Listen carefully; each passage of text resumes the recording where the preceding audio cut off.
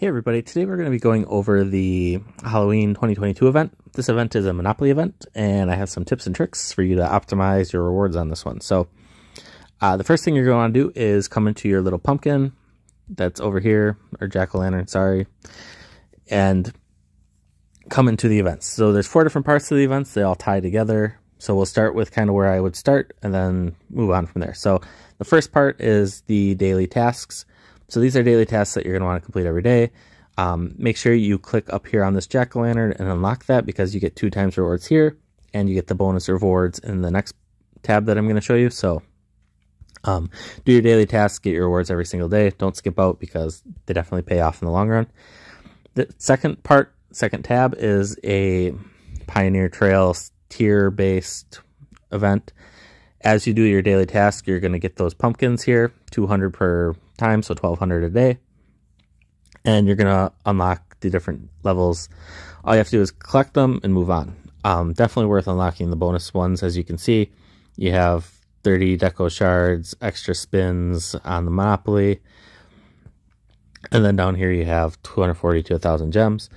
Don't give up on this event after your 4,000, because down at the bottom you do have the extra premium recruit ×1 and 2 rare skill chests for every extra 500. And being that this goes on for 11 days, definitely worth it.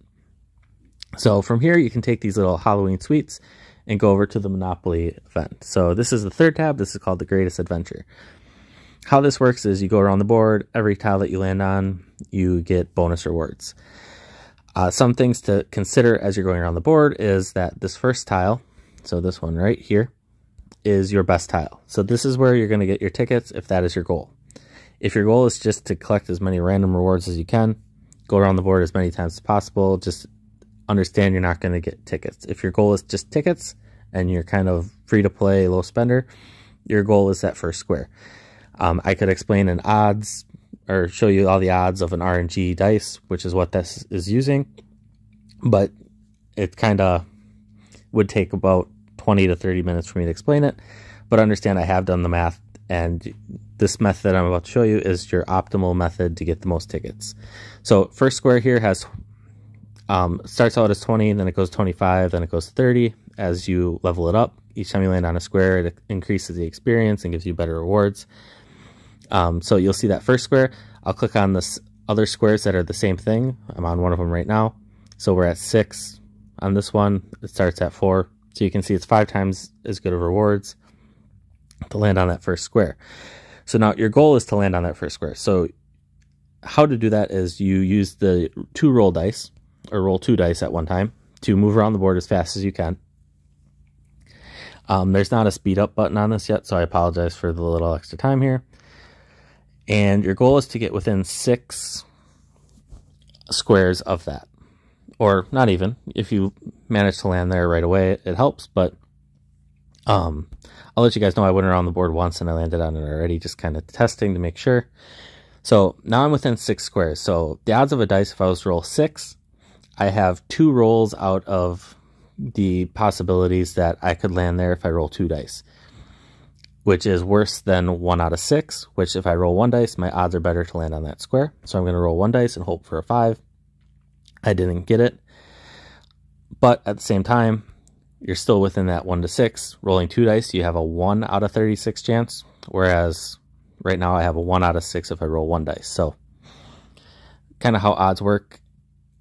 Every time you pass go, it does give you 3 random rewards from the board. It never gives you those first 2 tiles there, just to forewarn you. But again, I don't have any more rolls here, but I would roll 1 dice again, because I still have a 1 out of 6 instead of 1 out of 36 chance. So some other things to point out is you do have your goals. So up here, you can hit your claim and get your goals. Collect these as you go. One of them is just to tap on a square, so make sure you do that one. Free, easy rewards. And once you've completed 20 of these goals, you'll receive these rewards up here where it says preview. One's a March skin, 2 of those chests, lucky gem bag, and then gold. And then what you do from there is you take your, oh look, there's the 2 times speed up button now. Once you have the Halloween, or you have your tickets, you go to the Halloween store and you can choose your rewards from here. Personal opinion here, this base isn't the greatest. If you're a whale, obviously you want to get every base possible. And if you need more hangar space, you want to have an extra 30 troops on hand, which is always huge to have. Even though it's 10 of each branch, it still helps.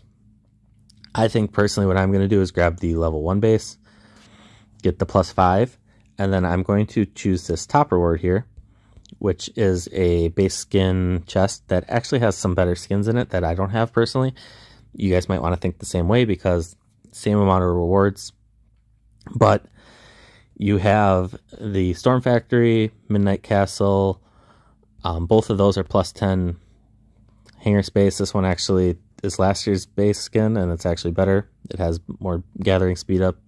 Yeah, it only has 5% attack, but the other one has 15% HP, which is kind of meh. You're giving up 10% for better gathering speed, which gives you more resources for your suppression and things like that. Merry Christmas is in here, +1 march size, which is better than the dock size. You have things like Rise Above that has a a skill. Same with Atlantis, they have skills, so those are definitely worth it, especially with the damage increase. There's a lot of different skins in here. Make sure you definitely look through them. If you're a whale and you happen to get and you have all these skins, there's 10,000 gems down there that you can use. Orange equip. So I have a big theory about these. A lot of people grab these and they stack these. You're basically wasting your rewards. If you're going to grab these multiple times and you're not building the equipment fast enough that you're getting them, you're having 900 tickets that you could have used elsewhere. I only grab these equip chests right as I'm about to finish the equipment that I'm building. That way I'm not wasting rewards and they're not just sitting around. So I have mine for the equipment that should finish sometime here early November. So I'm not going to grab this because I'm still months away from building the second piece. Level 3 rare skill chests and the lucky deco. Those are the other items that I think are definitely worth it in here. Don't be drawn to get your orange universal shards unless you're a whale and you're unlocking everything, because these are given everywhere. I say this every event. Orange universal shards are given on pretty much every event, so it's not worth grabbing them when there's other rewards that are considered more rare that you can't get as easily, like rare skill chests, like things to upgrade your deco that are permanent things, whereas universal shards are kind of temporary because you're putting on a hero that you might be getting rid of in 3 months anyway. So that's kind of the event. Make sure you guys kind of look it through, decide what rewards you want, and go after what you want. Definitely take advantage of the pumpkin Monopoly event. It's always a good one to kind of increase your odds of getting skins and things like that. So if you enjoyed the video, please remember to like and subscribe and share this with your friends and family. Definitely appreciate all the support you guys have been giving me recently. So again, thank you. Hope you all have a wonderful day or night, and see ya.